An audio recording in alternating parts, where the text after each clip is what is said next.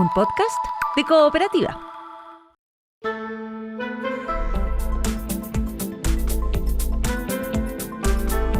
Hola Santiago, hola Chile, hola al mundo que nos sigue a través de cooperativa.cl. Este primer café de miércoles 12 de agosto lo vamos a compartir con la secretaria nacional de la Democracia Cristiana, Alejandra Kraus, con el secretario general del Partido Republicano, Vicente Bruna, con el secretario general del Frente Amplio, Andrés Kuble, y con Luis Pardo, que es diputado de Renovación Nacional. Con ellos y ella entonces compartimos el primer café de hoy.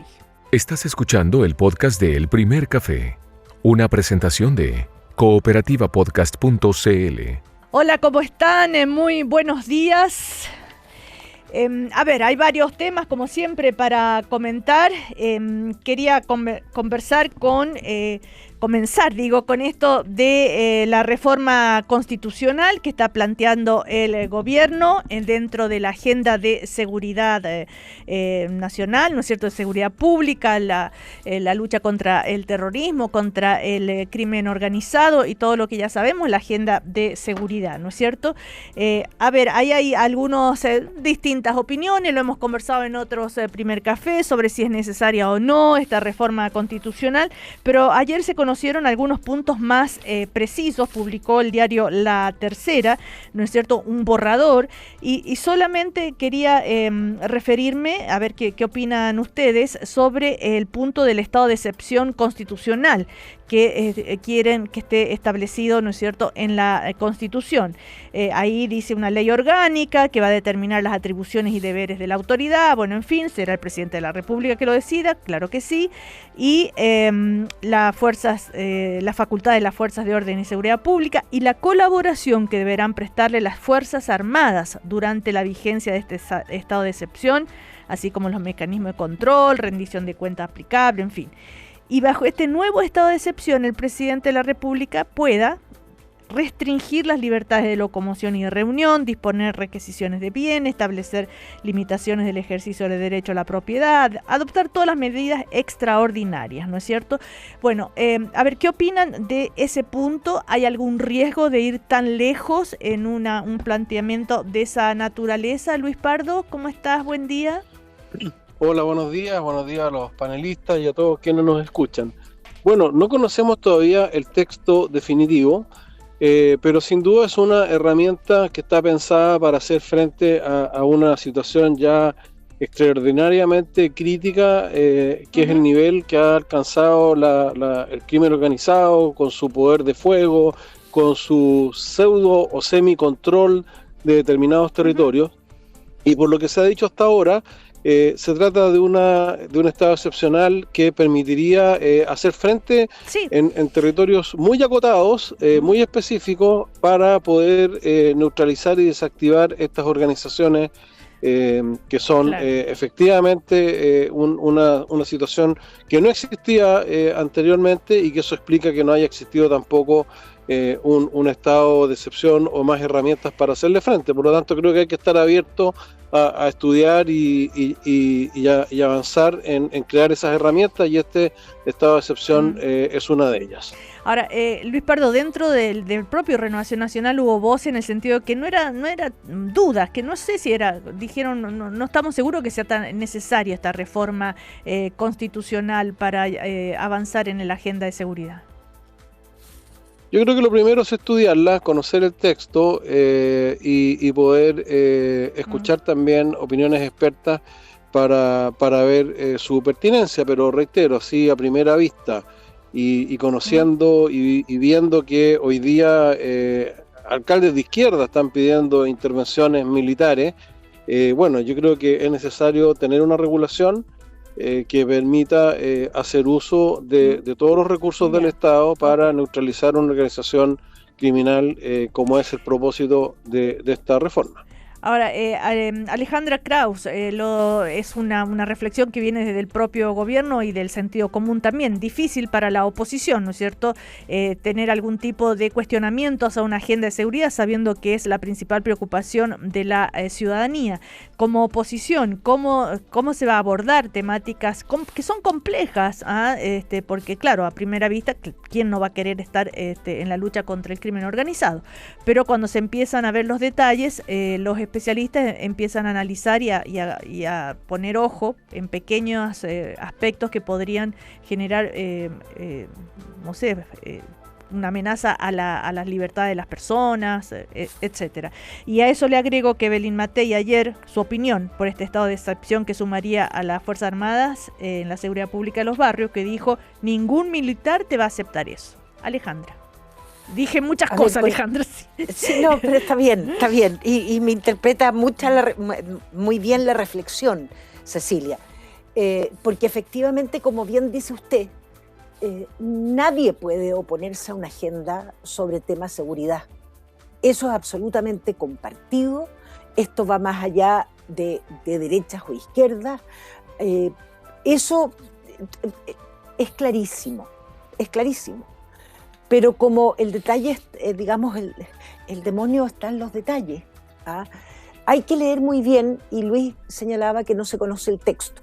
Todo indica que el próximo martes, más allá de los anuncios, salón en La Moneda, para presentar una reforma que aparecía siendo firmada pero no ingresada al Congreso, recién el próximo martes podríamos conocer el contenido de la reforma. Pero en este sentido a mí me pasa, Cecilia, más allá del tema del estado de excepción, que creo que es complejo, los expertos señalan que no es necesario, que se podría perfeccionar, se podría perfeccionar a través de las leyes orgánicas propiamente tales. La propia Evelyn Matei, aludiendo a su condición de conocer mucho lo que son las Fuerzas Armadas, atendió que es hija de quien fuera comandante en jefe de la Fuerza Aérea, que no va a ser fácil que queden sometidas a las fuerzas de orden público para generar porque el narcotráfico, tengamos claro, significa ir a meterse en los barrios, ¿ya? Claro. Es una forma completamente distinta a lo que pasa en la macrozona sur. Pero ¿sabe qué me pasa, Cecilia? Que volvemos a algo que no logro comprender, y particularmente del ministro de Seguridad, quien fuera convencional en el primer proceso constitucional, que fue rechazado por la ciudadanía. Y es que vuelve a insistir en un modo de hacer política que el país rechazó abiertamente en el primer y segundo proceso constitucional.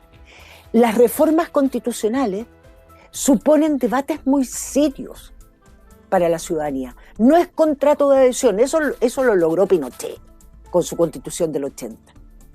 Entonces, de verdad creo que en esta materia, todos adhiriendo al tema de una agenda de seguridad, hagámoslo en serio.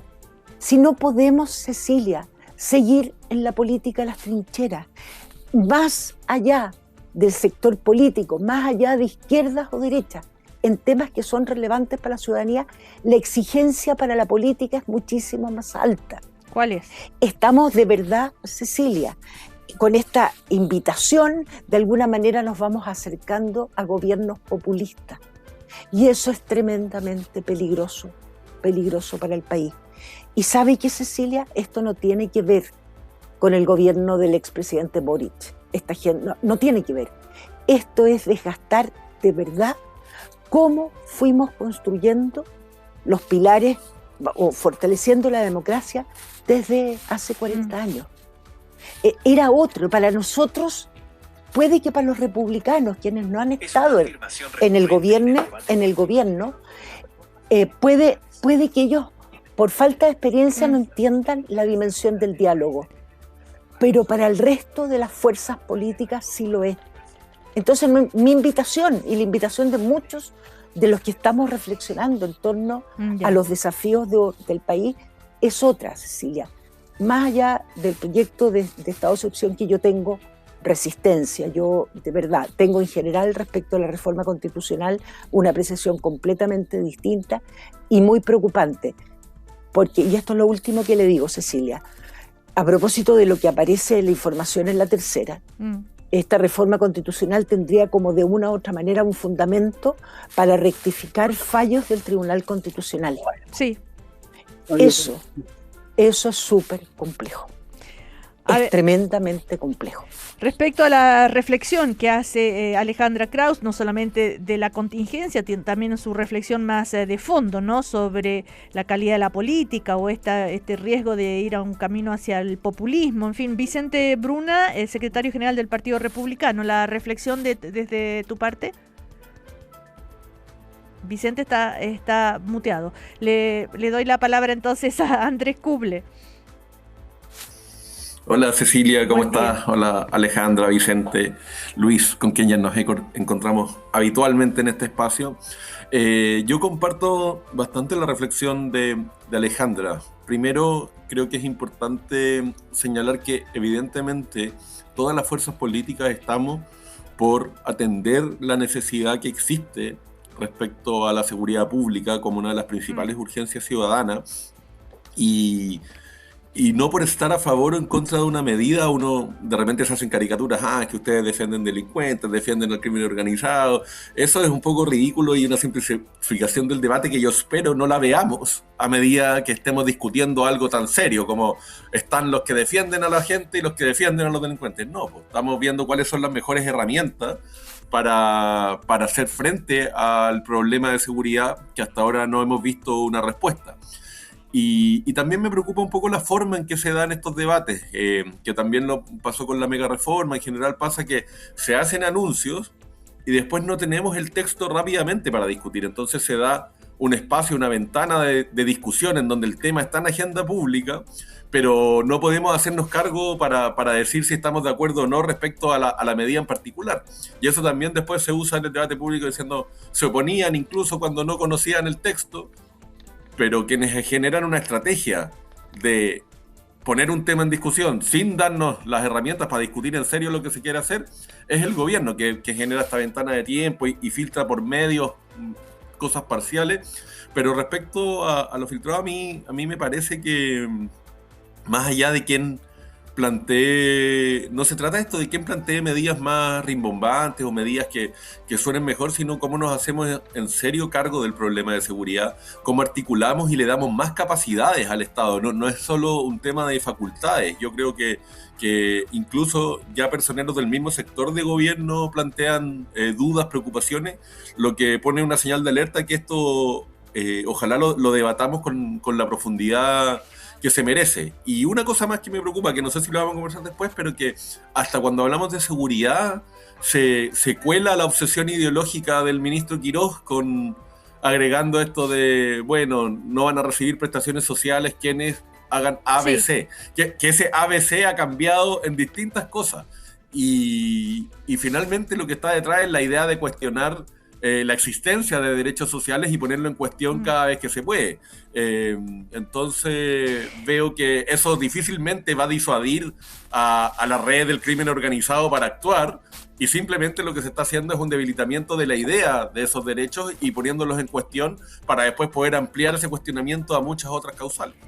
Ahora sí, Vicente Bruna, que estaba muteado. Sí, buen día. ¿Se escucha bien o no? Sí, me escuchaste. Escuchaste todas las reflexiones y la pregunta. Lo de Alejandra muy bien, lo de Andrés alcancé a escuchar, sí. Finalmente arreglaba el audio. Ya. Pero me parece, respecto a lo de los derechos sociales, me parece complejo en el fondo que no estén disponibles a cortarles derechos a delincuentes, criminales. O sea, estamos hablando de que en Chile la realidad actual implica que el crimen organizado tortura a personas, descuartiza a personas, aparecen personas en contenedores bajo tierra. ¿Cómo es posible que el Frente Amplio pretenda que se mantengan esos derechos sociales a personas como ellas si son criminales? Me parece inaceptable. Por supuesto que hay que cortarle todos los derechos sociales a gente. Están descuartizando personas, están torturando personas. Y el Frente Amplio nos quiere decir que hay que dejarles derechos sociales. Es inaceptable lo que están diciendo. Claro, ¿y por qué es necesaria una reforma constitucional? Porque no estábamos acostumbrados a este tipo de crimen. En Chile el crimen eran delincuentes más o menos comunes, pero ingresó el crimen organizado. Y eso, por supuesto, que requiere medidas distintas. Requiere una reforma constitucional que habilite al Estado para combatir realmente el crimen organizado. No es cualquier tipo de crimen, son organizaciones, tienen incluso mejores armamentos muchas veces que Carabineros. Entonces, es necesario hacer esa reforma. A ver, Andrés, si quieres precisar lo que estabas diciendo. Sí, no, es que me parece que la misma locución de Vicente deja en claro como lo absurdo de la medida. Tenemos personas del crimen organizado que descuartizan personas, Pero Andrés, ¿tú no le quitarías derechos sociales a ellos? Escúchame, estoy hablando. Y lo que tú dices es que una medida efectiva para combatir aquello es decirle, ¿sabes qué? No vas a tener gratuidad más adelante. Evidentemente que se ponga eso en discusión tiene que ver con el cuestionamiento de los derechos sociales y no con una medida efectiva para evitar lo que pasa. Entonces, lo que yo cuestiono es que cuando estamos discutiendo algo tan serio como la seguridad y la persecución del crimen organizado, nos metan cuchufletas que son más bien una agenda ideológica para cuestionar la existencia de derechos sociales y no medidas efectivas para perseguir el crimen organizado. Perdón, Cecilia, si puedo tomarme un segundo, pero las medidas son mucho más que eso. Estamos hablando de segregación en cárceles, de entregarle más atribución a Carabineros, de entregarle mejor armamento a Carabineros, por supuesto que así se combate. Pero, insisto, me parece muy grave que en la respuesta de Andrés, del secretario general del Frente Amplio, no esté dispuesto a decir que le cortaría los derechos sociales, independiente de que no sea la única medida. Yo no digo que sea la medida más efectiva, pero ¿por qué el Frente Amplio no está dispuesto a cortar derechos sociales a gente que tortura y descuartiza a esa persona? Me parece inaceptable. Andrés. Porque son derechos universales que su función no tiene que ver con disuadir el crimen, no tiene que ver con decir es un premio o un castigo, es por el concepto del derecho, no por mi simpatía o no con la persona. O sea, el Frente Amplio le daría gratuidad a un hijo o a un criminal, a un descuartizado. O sea, si esa persona va a estar presa de por vida, así que no tiene mucho sentido cuestionarse si tiene o no gratuidad, y nos lleva el debate de seguridad, que es serio, a una cancha que tiene que ver con el cuestionamiento de los derechos sociales y su función. A mí me parece una locura, perdón Cecilia, pero me parece una locura. O sea, va a estar preso cadena perpetua si es que hacemos bien las cosas. ¿Por qué no vamos a cuestionar si le damos gratuidad o no? O sea, a ver, el tema es, yo creo que no se están entendiendo bien, o sí, no sé, a ver cómo lo ves. O no me quieren entender, creo, el punto, Andrés, la verdad. Ya, tú estás hablando de un tema de concepto, de fondo, de lo que son los derechos sociales en general y que no tienen nada, que no serían una herramienta eficaz para combatir el crimen. Y el sinsentido que es poner esa discusión adentro de algo tan serio como es la persecución del crimen organizado. Bueno, a ver, Luis Pardo, sí. Yo creo, en primer lugar, que la discusión respecto de si se suspenden o no determinados derechos a determinado tipo de conductas es una discusión legítima, que puede tener argumentos a favor y en contra, pero que en ningún caso desmerece o pone en duda la existencia de esos derechos o de esos beneficios. Eso en primer lugar. Pero a mí me parece interesante la primera intervención de Andrés, porque él pide que esta reforma o este conjunto, esta agenda, no se discuta en función de quienes están a favor de los delincuentes y quienes están en contra de los dirigentes. Me parece muy válido, pero ojalá la misma conducta tuviese la izquierda respecto de las reformas económicas, porque lo único que hemos escuchado en el hemiciclo es que la derecha quiere beneficiar a los súper ricos, lo repiten como un mantra cada vez que pueden, y que quiere perjudicar a los pobres, que es un reduccionismo y una simplificación también bastante burda del debate. Y yo estoy de acuerdo que elevemos el debate, pero elevémoslo por parejo, no cuando nos conviene solamente. Y respecto, Vicente, Bruna, y ya voy contigo, Alejandra, respecto a la reflexión que hacía Alejandra Kraus, que era más de fondo sobre la calidad de la política, sobre cómo podemos ir finalmente camino a un populismo que sería muy peligroso para la democracia, en fin, y que la escuchaste claramente. Yo te diría que comparto algunas cosas, varias te diría. Yo efectivamente tenemos que subirle el nivel de la política, pero va un poco de la mano con lo que decía al principio. El crimen organizado es una realidad nueva para Chile y por tanto necesitamos adaptar el Estado, adaptar la Constitución a esa nueva realidad. Sí. No es lo mismo un proceso constitucional a una reforma constitucional, que son dos cosas muy distintas. Yo no compararía peras con manzanas. No. Pero sí creo que es necesario facultar al Estado para poder perseguir efectivamente el crimen organizado a través de reformas y a través, por supuesto, de proyectos de ley. Independiente que actualmente el Estado y el ministro Raúl están haciendo muy buen trabajo respecto al crimen en el fondo ha bajado la tasa de homicidio. Creo que Alejandra iba... Alejandra, sí, creo haber entendido. Es que dijo muchas cosas, entonces claro, no sé respecto a quién en particular me estaba preguntando. No, más de fondo, ¿no, Alejandra? Más allá de la contingencia de la lucha contra el crimen y la delincuencia. Efectivamente, si todo lo que vamos a discutir, a debatir o a fijar posiciones es la coyuntura, estamos en un problema. Estamos en un problema tanto las derechas como las izquierdas. Y esa es la mayor preocupación que empieza a surgir de mirar, digamos, cómo se está dando la política y que cada día que pasa, la ciudadanía ve más lejano la democracia para ellos. Empieza a perder valor, algo que es esencial para evitar los totalitarismos y sin duda gobiernos populistas. Entonces, esa es mi preocupación. A eso invito. Nos quedamos en esta disputa y muy bien dice Luis Pardo, a propósito de lo que significó la mega reforma, a lo mejor tenemos que cambiar los lenguajes y así como para nosotros la opción preferencial por los más pobres, que fue la doctrina social de la Iglesia y lo que nos movió probablemente para el surgimiento de proyectos políticos en una línea, es la opción preferencial por lo más rico, si ustedes quieren llevarlo, digamos, a eso. Pero creo que tenemos que ir más allá. Creo que tenemos que ir más allá y no quedarnos en esto y dejarle el debate a propósito de la reforma que va a proponer el gobierno a los académicos y a los expertos y el resto hagamos el debate en torno a la política una vez definido.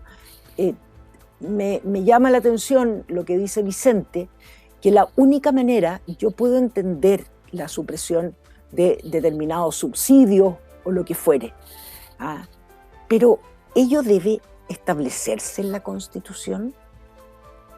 No pareciera que debilidades de sociedades que pueden ser resueltas a través de la ley se llevan a los textos constitucionales para resolver de otra manera temas ideológicos. Entonces, ese es el debate. Debe estar. Hay muchos de los temas que aparentemente se va a proponer que son una agenda legislativa, no una reforma constitucional.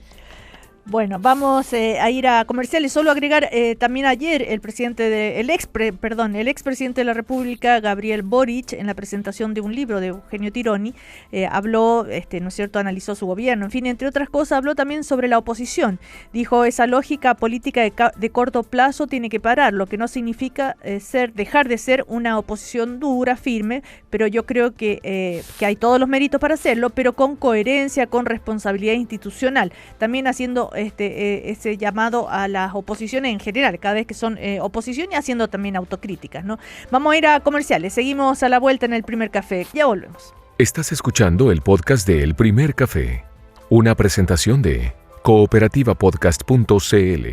Seguimos entonces conversando en El Primer Café con la secretaria nacional de la Democracia Cristiana, Alejandra Kraus, con el secretario general del Partido Republicano, Vicente Bruna, con el diputado de Renovación Nacional, Luis Pardo, y con el secretario general del Frente Amplio, Andrés Kuble. Bueno, estaban, ¿no es cierto?, debatiendo sobre las reforma a la Constitución propuesta por el gobierno, que se viene ya, aunque no se conoce el texto definitivo, se han conocido algunos aspectos, se han filtrado, digamos, y todo esto en el marco de la agenda de seguridad, ¿verdad? También han hablado, sí, de la calidad de la política. Andrés Kuble, sí.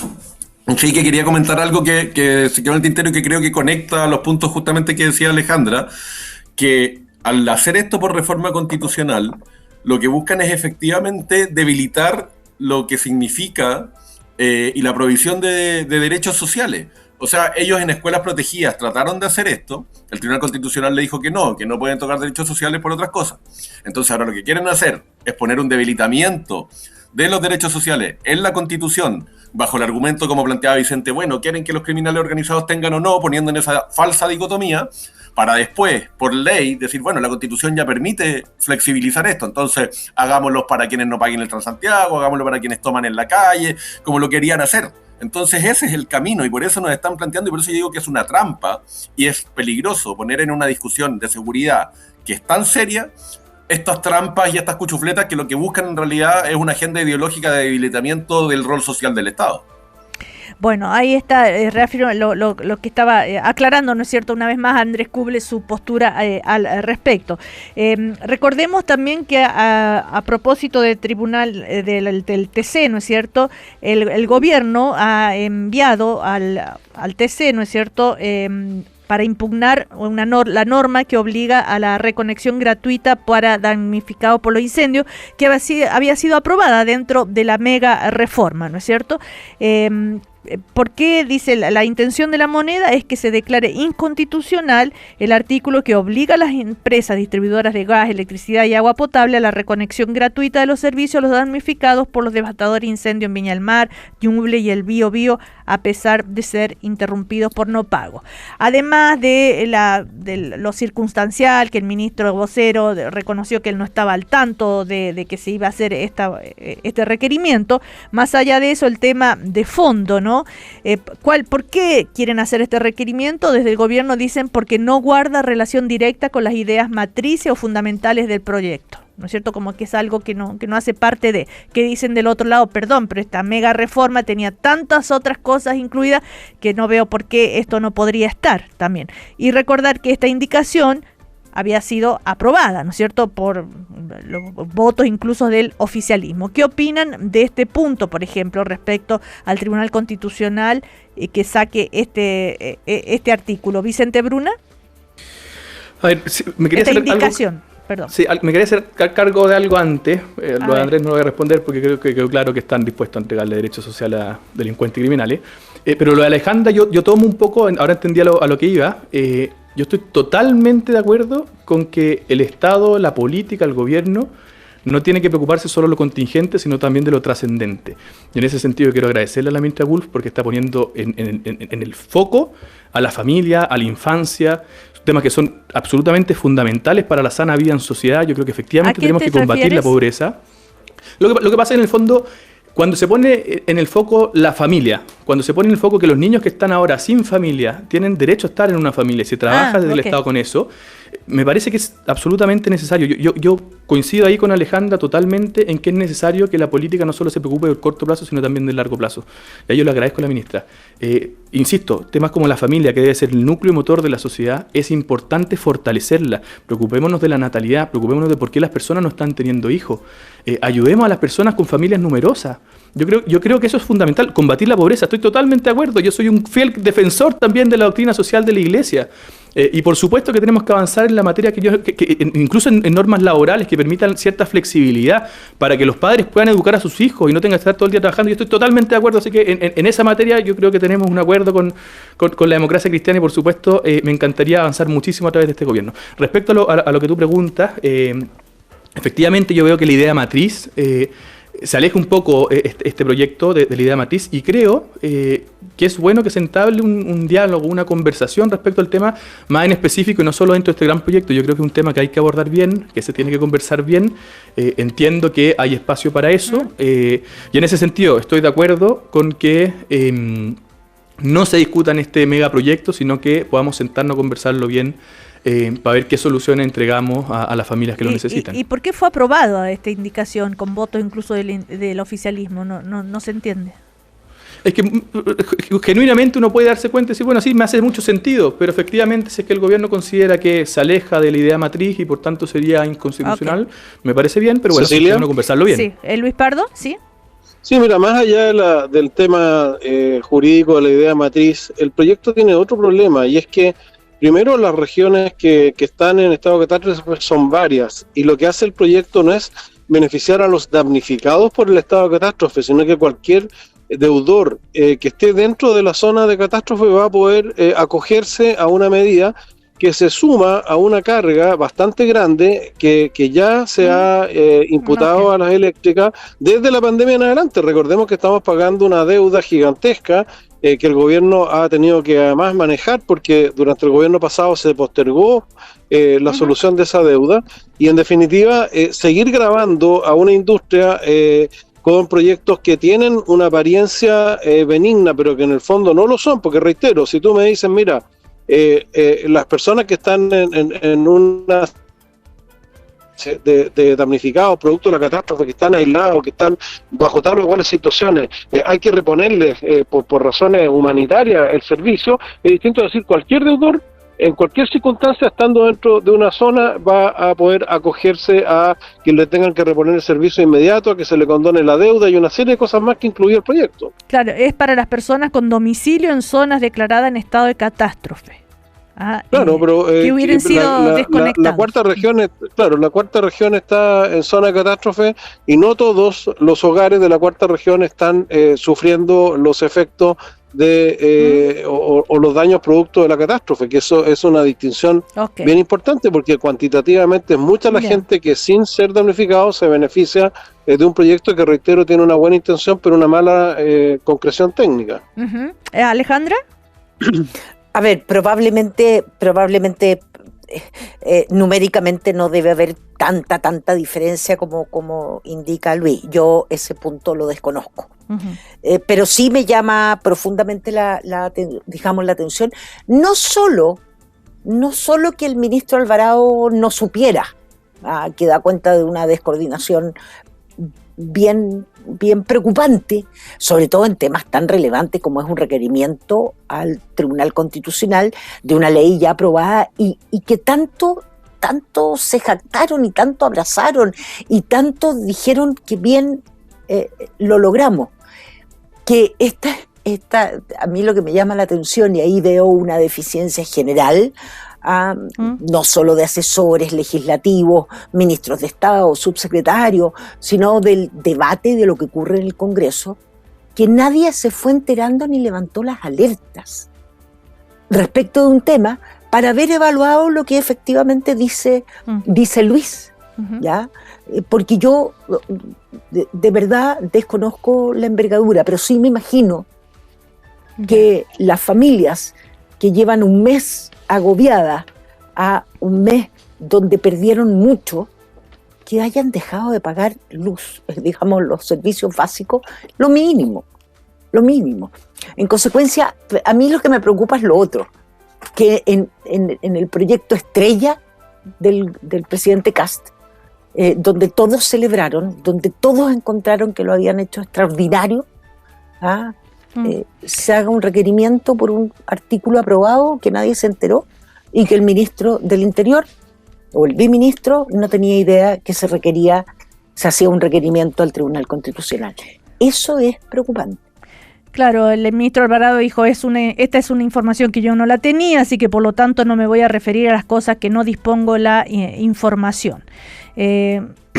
Son múltiples las decisiones que hay que tomar y si las decisiones son correctas y así lo estima un ministro, esa decisión se acata y se respalda, así de simple, dijo el ministro Alvarado. Andrés Cuble, si quieres decir algo sobre este punto. Primero me parece que la descoordinación del gobierno muestra el nivel de desorden que tienen. O sea, el ministro Alvarado no es cualquier ministro, es el ministro del Interior, o sea, el coordinador político del gobierno y además es el vocero.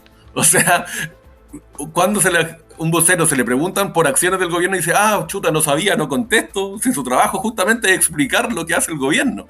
Y sobre el fondo, a mí me parece que el argumento están totalmente estirando el chicle.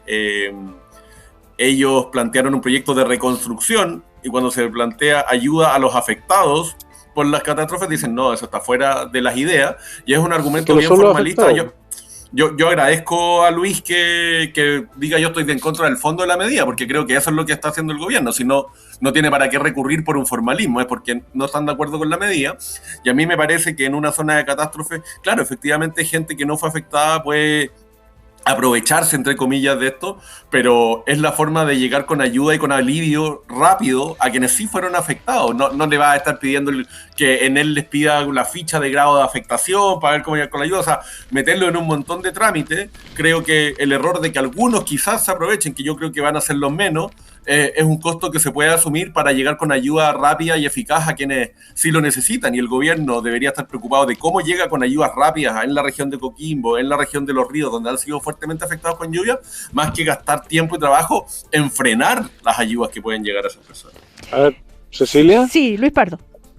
Yo creo que primero la prontitud con que se reaccionó y se tuvo, por ejemplo, la ficha FIBE, que ha permitido llegar efectivamente a quienes han sufrido daños reales, producto de la catástrofe, con una ayuda concreta y económica importante, distinto de lo que pasó el gobierno pasado con los mega incendios, que fue un desastre. Yo anduve recorriendo los cerros y no me gustaría volver a referirme a eso para fundamentar lo que estoy diciendo.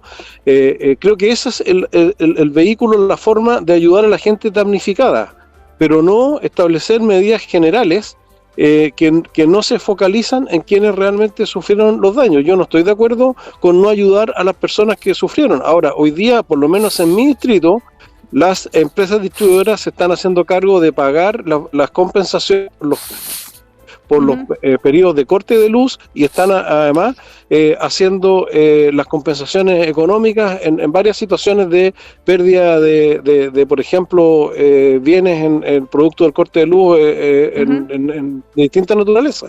Entonces, una cosa es estar a favor, ¿no es cierto?, y gestionar la ayuda a quienes lo necesitan y fueron damnificados, y otro es pasar de contrabando una medida genérica, general, que no focaliza en eso y que implica un costo que finalmente lo terminan pagando todos, porque eso finalmente se va a traspasar a tarifa, como pasó con todos los beneficios que se lograron y que eran necesarios a propósito de la pandemia y que se fueron prorrogando después en el tiempo y que hoy día estamos pagando entre todos.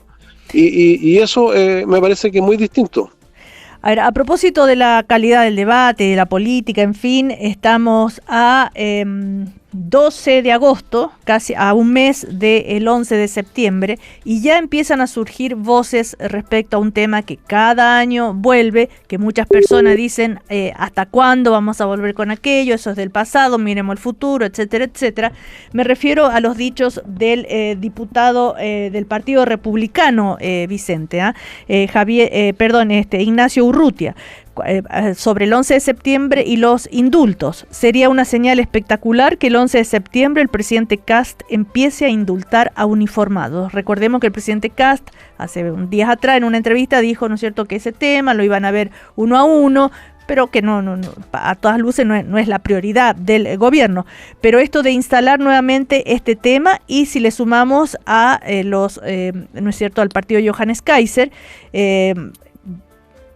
dijo Johannes Kaiser, ¿qué es lo que me responde el gobierno? Nosotros vamos a ver el tema de los indultos caso a caso. ¿Sabe qué más? Córtenla. Significa que no entienden lo que está pasando.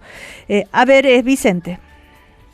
Yo te diría, luego del estallido, pudimos ver que carabineros que sirvieron a Chile, carabineros y uniformados que sirvieron a Chile, pagaron con su libertad la defensa de Chile. Y ahí yo quiero destacar, aprovechando el espacio, la iniciativa de nuestra diputada Javiera Rodríguez y Sebastián Zamora.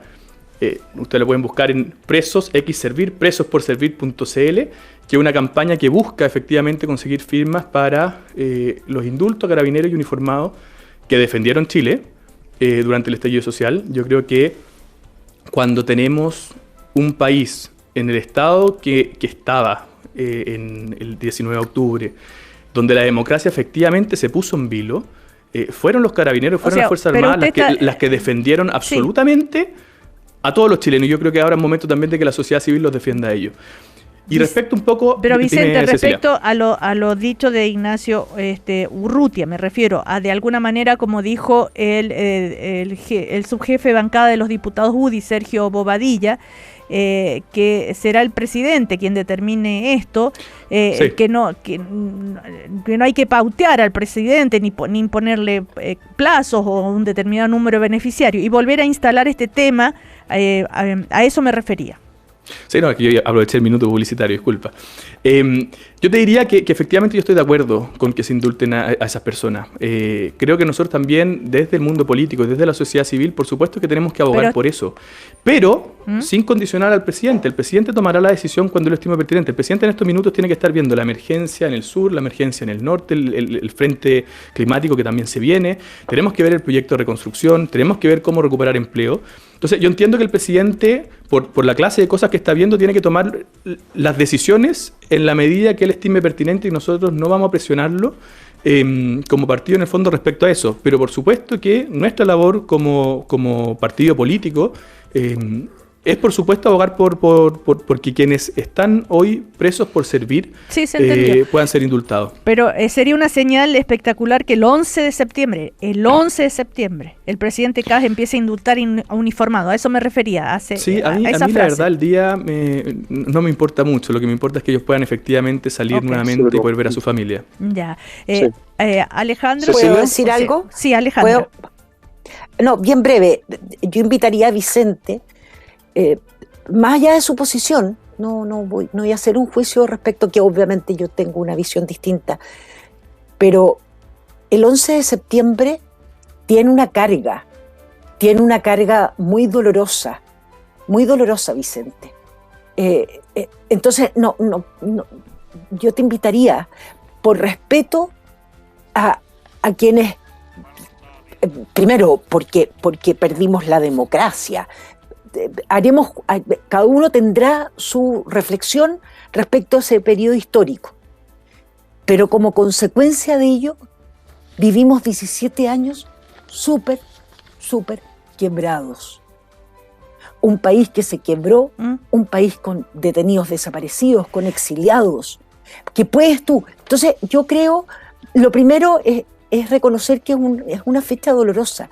En consecuencia, esa invitación que hace el diputado Urrutia, yo la encuentro agresiva. Además, porque de una u otra manera vuelve a colocar temas que no están debidamente cerrados en nuestro país.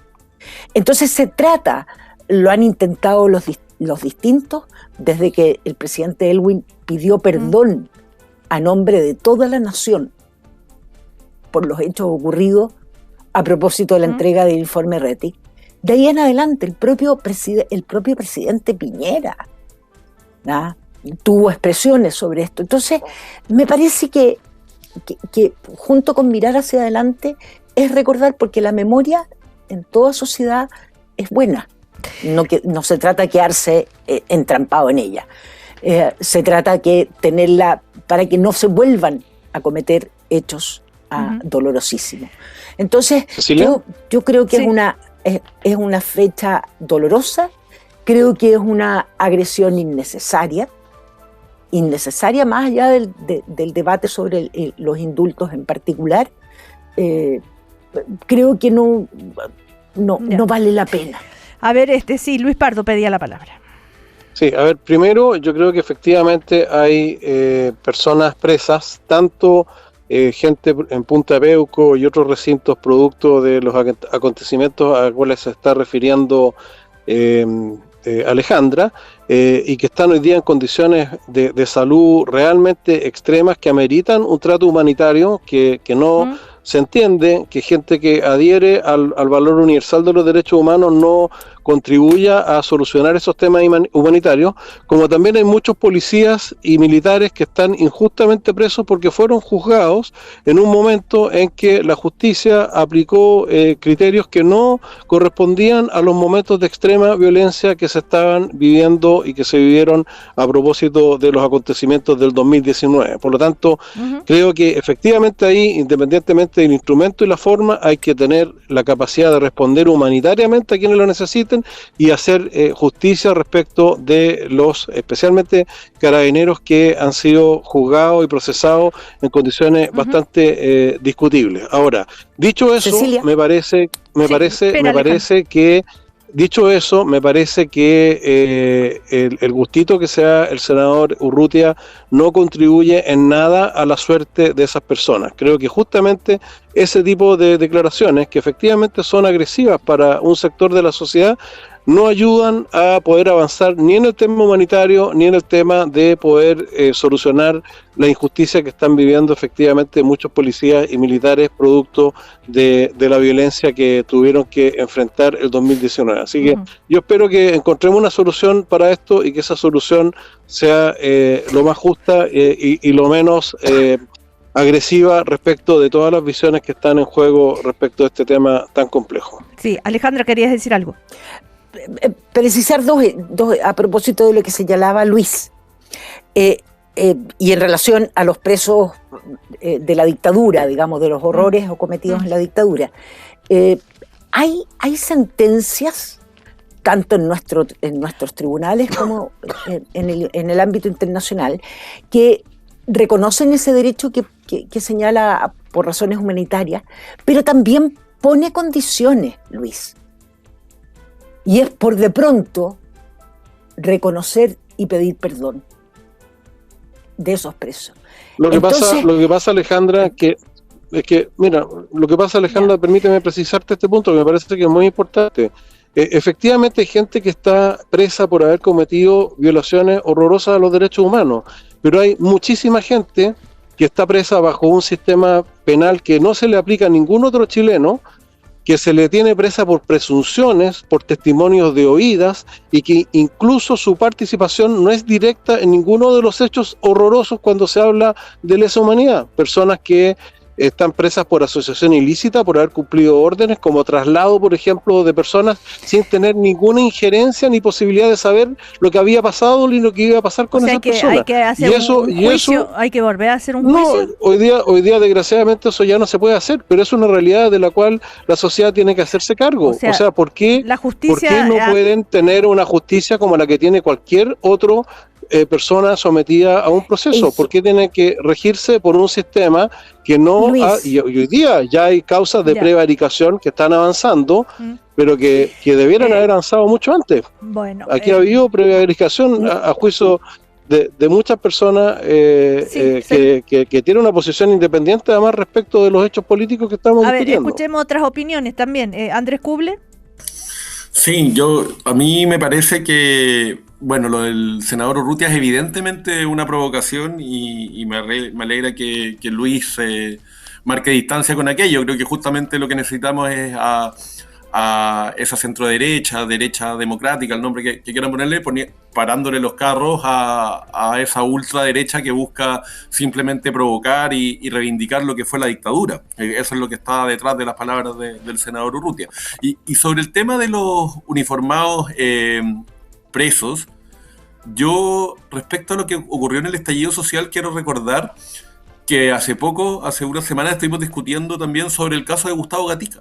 Sí. Donde un carabinero dispara, deja ciego a una persona y ese carabinero es absuelto. Entonces, acá no tenemos un sistema judicial que ejerció una gran persecución sobre los uniformados que participaron en el estallido social, y los casos que tenemos de personas detenidas fue porque se corroboraron apremios ilegítimos, porque se corroboraron uso indebido de la fuerza. O sea, tenemos personas que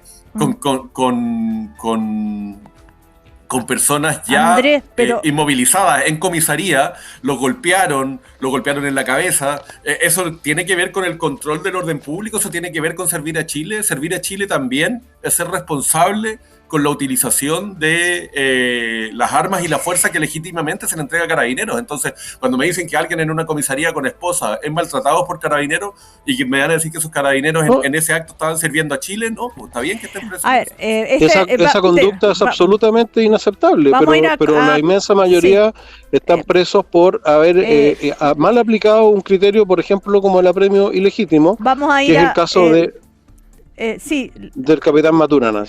Vamos a comerciales, y creo que se están abordando dos temas, ¿no? Uno son los presos por el estallido y otros son los presos que están, ¿no es cierto?, por los delitos de crímenes de lesa humanidad ahí en Punta Peuco.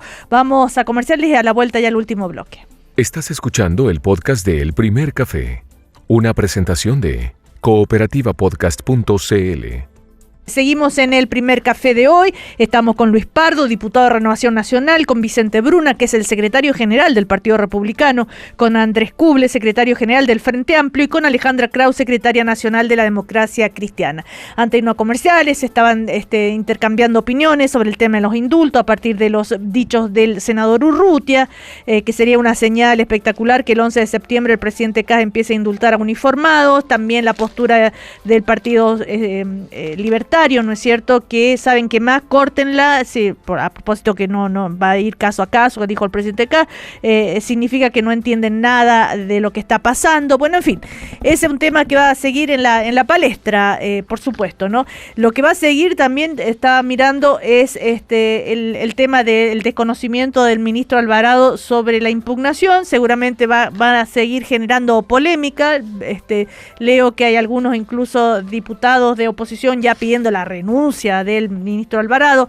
Bueno, en fin, la calidad de la política va a volver a estar bajo en la lupa, ¿no es cierto?, una vez más. A propósito de otros temas más ciudadanos, quería preguntarle qué opina de los dichos de Sandra Parisi, de la diputada del Partido de la Gente, cuando le advierte al gobierno que definitivamente dijo que no al feriado del 17 de septiembre. Le dice: el gobierno no se olvide que necesita 89 votos para sus proyectos futuros.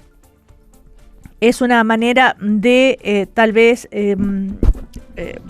presionar, o no sé cómo le pueden llamar ustedes a eso. ¿Qué opinan de esa, a propósito de la calidad de la política, Alejandra? Bueno, efectivamente, Cecilia, iba a comentar que por mucho que sea un tema de la agenda diaria legislativa, es la calidad de la política. Y no solo lo que dice la diputada o senadora, digamos. Diputada. Sandra Parisi, sí, sino que el cómo lo dice, ver las imágenes por medio de comunicación, por televisión, con ciertas ironías, sonriendo, y le recuerda al gobierno que ellos tienen los votos. Y eso está ligado, Cecilia, al final. ¿Cómo fue el diálogo en la mega reforma? Si a propósito de una discusión muchísimo mayor respecto del déficit fiscal, todo lo que ello, o los beneficios que esta ley, en qué plazo se iban a otorgar, dónde iban a estar los recortes comprometidos por el gobierno a propósito de no afectación de los derechos sociales, y se negocia el IVA de los pañales. Y los remedios. Entonces, que es un tema súper acotado y que reduce la visión global de un sistema tributario, de un sistema de financiamiento general en temas fiscales. Entonces, hagámonos cargo también.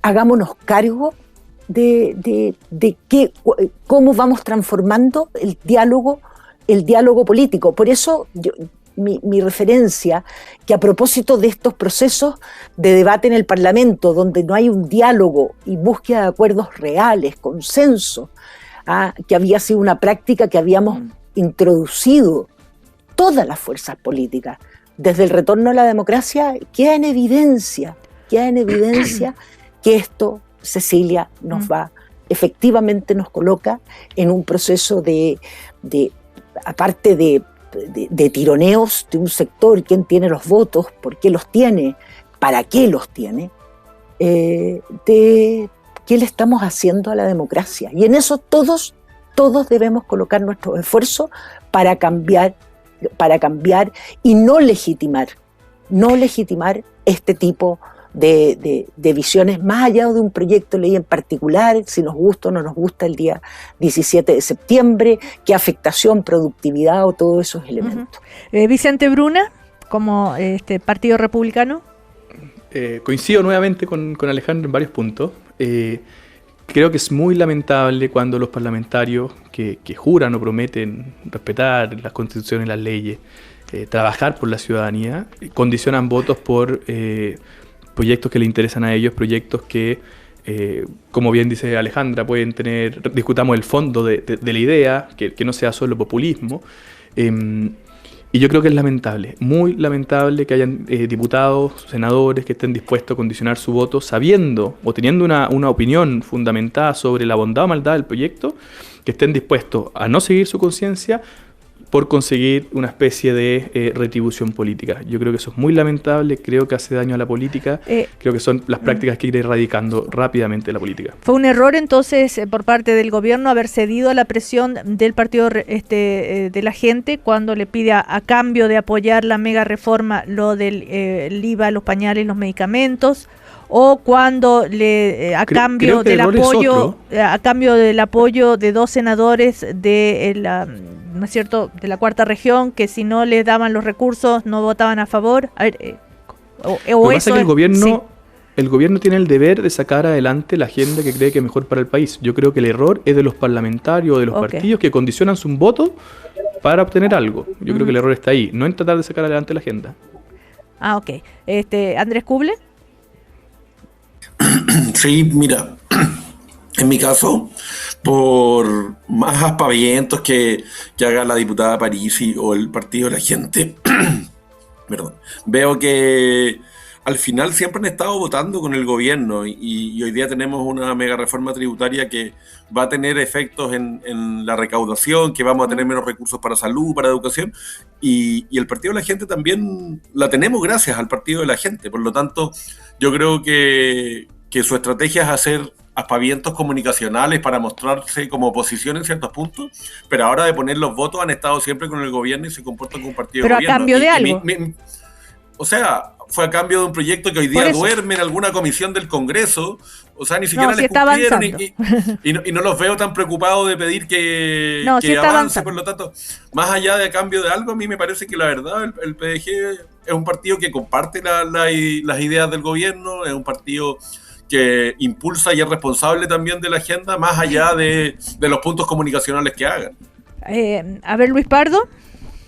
Sí, a mí me parece triste que efectivamente, y tal como lo han señalado todos los intervinientes, se condicione un voto, porque no solamente se trata de condicionar a que se apruebe un feriado en este caso, sino que además lo que se está diciendo, mire, sin conocerlo, en lo que tenga que votar más adelante y en aquellas materias que pueden ser tan importantes para el país que requieren quórum, no va a contar con mi voto, independiente que yo crea que lo que está proponiendo es bueno o justo para el país. Entonces es una corrupción absoluta del proceso deliberativo. Y lo más triste todavía es que haya parlamentarios, porque no solo Sandra Parisi, ha habido otros ejemplos recientes, que lo expliciten públicamente sin ningún pudor, con total desparpajo. ¿A quién se refiere? ¿A los senadores Gaona y Matías Walker? No, porque por último eso decía relación con el proyecto. Era un proyecto de reconstrucción y estaban pidiendo ellos que se incorporara, lo cual a mí me parecía improcedente, pero estaban pidiendo algo coherente con el proyecto de reconstrucción. Pero hubo otro senador que también planteó que me van a dar a cambio de no sé qué. Y la verdad es que cuando la política cae en ese nivel en que no solo se producen estas cosas que sabemos que siempre han existido, sino que además se explicitan públicamente, significa que ya hemos perdido completamente el sentido y el fondo de lo que debe ser una conducta ética en el ejercicio de un cargo de elección popular. Luis Pardo, paso a otro tema, aprovechando que eres parte de la Comisión de Educación y has seguido muy de cerca el tema de las escuelas protegidas. A propósito, que el presidente, ¿no es cierto?, estaba hace un ratito en este acto y anunciando que ya entra en vigencia esta ley que permite la revisión de las mochilas, que prohíbe vestimentas que oculten el rostro, y esto de la revisión de las mochilas como quedó después de la decisión del Tribunal Constitucional, solo por parte de personal de las escuelas, ¿no es cierto?, de los establecimientos educacionales. ¿Cómo va a ser en la práctica eso, Luis Pardo? Acá lo más importante es que esta es una medida que pueden adoptar voluntariamente los establecimientos, de acuerdo a su propia realidad, la tienen que incorporar en su reglamentación interna, y eso significa que nosotros recibimos a muchos directores de establecimientos que les interesaba contar con esta herramienta, y significa que cada establecimiento va a normar eso dentro del marco legal que es impone voluntario, esta ley. Para que quede claro. Totalmente, o sea, hay establecimientos que necesitan contar con estos y otros que no lo necesitan. Y si lo necesitan o no lo necesitan es una decisión que va a tomar la comunidad educativa o el director respectivo de acuerdo a su propia realidad. Y eso lo señalamos siempre, fue siempre así. Y el beneficio de eso es precisamente que la forma en que lo haga se va a adecuar a sus posibilidades y a su realidad concreta. ¿Y qué pasa si algún alumno o alumna se niega?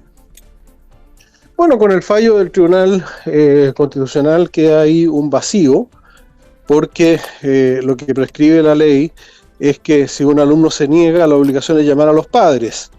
Pero puede ocurrir que los padres no lleguen o no concurran, porque no quieran o porque no puedan.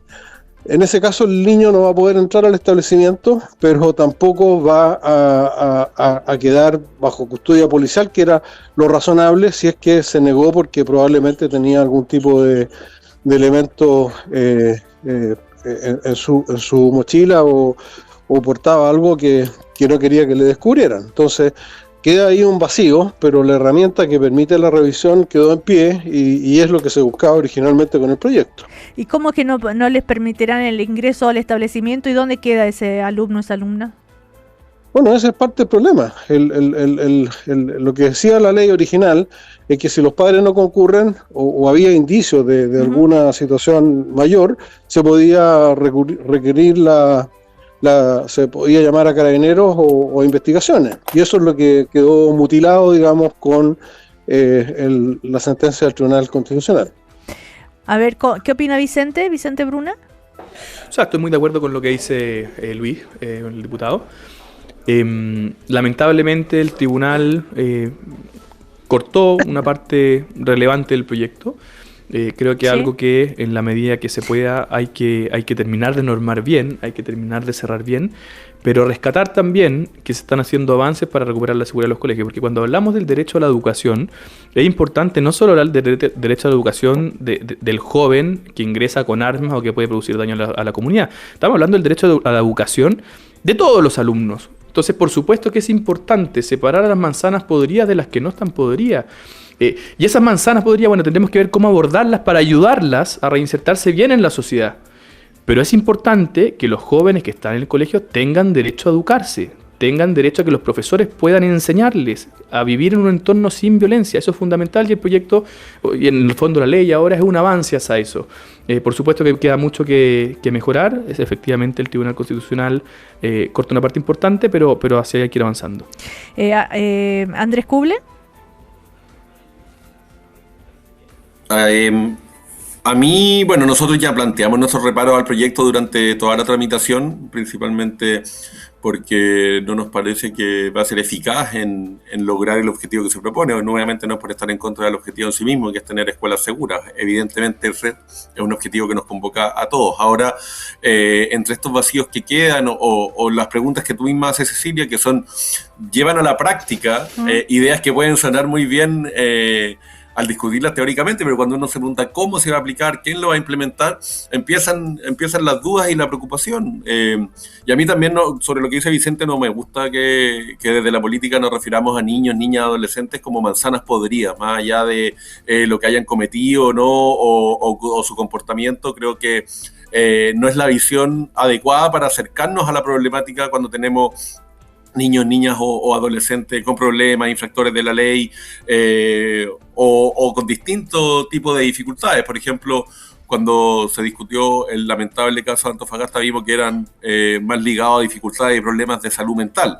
Entonces, a mí me preocupa un poco que también el personal de educación, los profesores, los asistentes de la educación, no se vean expuestos a un mayor riesgo por tener que jugar un rol fiscalizador o de supervisión de seguridad que muchas veces no van a tener las herramientas. Y ahí espero que las comunidades educativas y los directores de los establecimientos tengan el criterio suficiente también para proteger a quienes trabajan en la educación. Alejandra. A ver, como bien señalaba Luis, digamos, a propósito de la revisión de las mochilas y lo que en definitiva establece, a mí me parece correcto el criterio que utilizó el Tribunal Constitucional, porque quizás estábamos confundiendo a conceptos mayores respecto a aula segura y los alcances de la misma. No todo puede ser punitivo, no todo puede ser policial como respuesta. En general, por ser un tema de carácter voluntario, las comunidades escolares saben y conocen a ciencia cierta su alumnado, saben cuáles son aquellos jóvenes, me cuesta pensar niños pequeños, pero niños, niñas, jóvenes problemáticos o que viven situaciones en particular riesgosas o que hay que observar. En consecuencia, me parece bien que sean las comunidades escolares conforme a su realidad las que adopten las medidas que puedan efectivamente tener algún resultado. Pero yo creo, Cecilia, que más allá de situaciones que ocurren, que efectivamente no podemos ignorar, hay algo que yo no sé si este país quiere soluciones extremas. Que la única solución sea entregar a ese joven que se negó, no es que porte un arma, que se negó a que le revisaran su mochila. En general, los jóvenes tienden a ser rebeldes con la autoridad y hay comportamientos que hay que tener presente. Que la única solución sea la entrega a Carabineros. Además, una vez más, le asignamos más obligaciones al cuerpo carabinero y después reclamamos que no están en las cosas esenciales. No será así, no quedó así.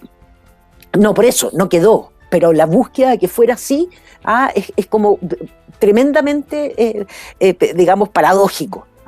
Pero, ¿sabes, Cecilia? Yo creo que este país no busca soluciones extremas, menos cuando afectan a jóvenes.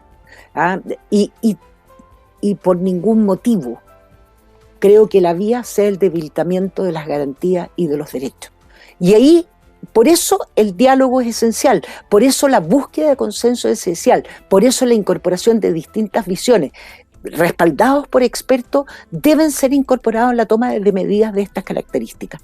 Así que yo absolutamente, digamos, tiendo a pensar de que los establecimientos educacionales están adoptando estas medidas con tremenda responsabilidad y seriedad, preparándose para justamente estos escenarios. Bueno, vamos a ver cómo lo vemos después en la práctica, ¿no es cierto? A ver cómo se va adaptando cada establecimiento y si lo necesita la ley, adoptarla y que resulte bien, ¿no? Alejandra Kraus, Vicente Bruna, Andrés Cuble, Luis Pardo, muchísimas gracias, que tengan buena semana, hasta la próxima. Gracias. Que estén muy bien. Aquí termina el podcast de El Primer Café. Lo escuchas en vivo de lunes a viernes desde las 9 de la mañana y todos los días en cooperativapodcast.cl.